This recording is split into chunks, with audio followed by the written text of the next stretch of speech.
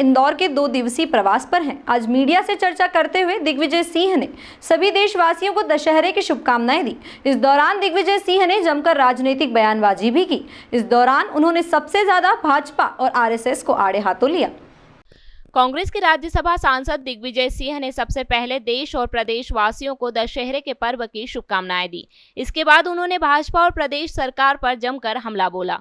दिग्विजय सिंह ने कहा, आज भाजपा और आरएसएस देश को बांटने का काम कर रहे हैं। दिग्विजय सिंह ने मुस्लिम समाज के लोगों को गरबा पंडाल में प्रवेश पर प्रतिबंध लगाए जाने के आदेश की निंदा की। उन्होंने कहा कि सनातन धर्म देश और लोगों को एकजुट और जोड़ने की प्रेरणा देता है, लेकिन भाजपा और आरएसएस देश को बांटने का काम कर रहे हैं। दिग्विजय सिंह ने कहा कि सांस्कृतिक कार्यक्रमों में सभी को आमंत्रित करना चाहिए।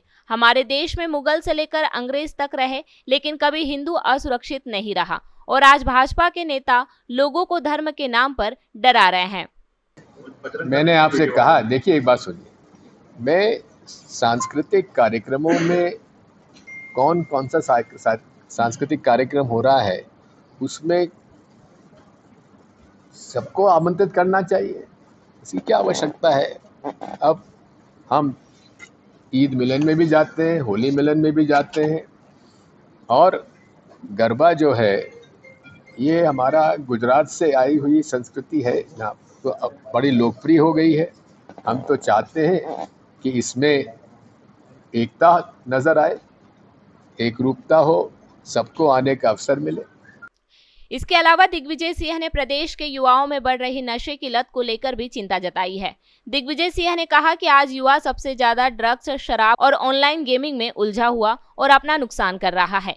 दिग्विजय सिंह ने इस मामले में सरकार से सख्त कार्रवाई की मांग की है। दिग्विजय सिंह ने भोपाल में ड्रग्स की फैक्ट्री सामने आने पर प्रदेश की मोहन सरकार पर जमकर हमला बोला। उन्होंने कहा कि सरकार के नाक के नीचे ड्रग्स बन रहा है, लेकिन सरकार कुछ नहीं कर पाई। एनसीबी और गुजरात की पुलिस 15 दिन से भोपाल में डेरा जमाए रहे, लेकिन भोपाल पुलिस कमिश्नर को कोई जानकारी नहीं थी। यह हमारे लिए बड़ा कलंक है। गुजरात पुलिस को एमपी पुलिस पर भरोसा नहीं था, उन्हें एमपी पुलिस पर मिलीभगत का शक था। इंदौर से राजीव, टाइम्स की रिपोर्ट। मैं आपसे कहता हूँ, हमारे लिए ये खतरे की घंटी है। इस देश के युवाओं को 3 चीज़ें बिगाड़ रही हैं।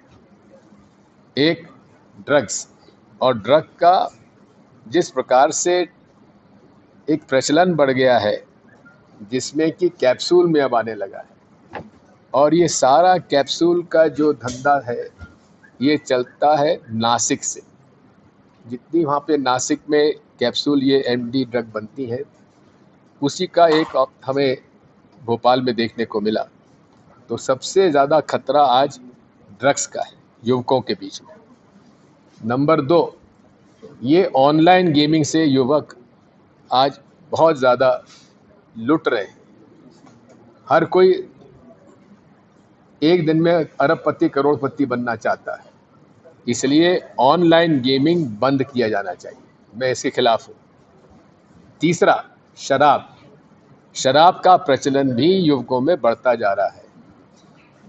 हम निवेदन करेंगे कि मोहन भागवत जी, आप सदाचार की बात करते हैं, कैलाश विजयवर्गीय जी, आप सदाचार की बात करते हैं, आपकी नाक के नीचे ड्रग युवकों के बीच में बट रहा है, उसके बारे में आपका एक बयान नहीं देखा हमने। भोपाल की फैक्ट्री में नारकोटिक कंट्रोल ब्यूरो